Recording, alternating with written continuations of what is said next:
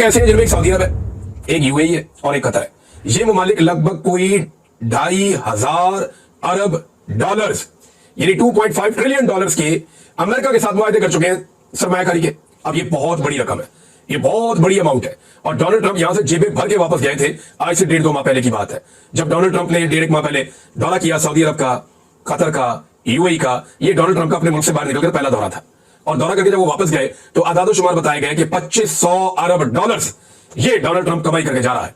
ये वो बहुत पैसा लेकर अरबों से अपने मुल्क वापस गया है और ये सरमायाकारी मुस्तकबिल में अरबों ने वहां पे करनी है। अब डोनाल्ड ट्रंप का यहां पे ना सिर्फ सरमायाकारी के मामला है, इनसे ताल्लुकात के मामला है, बल्कि उनकी बेसिस भी इन्हीं मुल्कों के अंदर है। तो इन मुल्कों की मंशा के खिलाफ डोनाल्ड ट्रंप एक तरफा कोई बड़ी फौजी कार्रवाई वो कर नहीं सकते, ना वो करना चाहेंगे। तो ये एक बड़ी इंपॉर्टेंट चीज है जिसे हम नजरअंदाज कर रहे थे, जिसके ऊपर हम बात नहीं कर रहे थे। यहां पे चीनी सदर का एक बयान भी आया, वो भी बड़ा इंपॉर्टेंट बयान है। लेकिन चीनी सदर ने बातचीत की है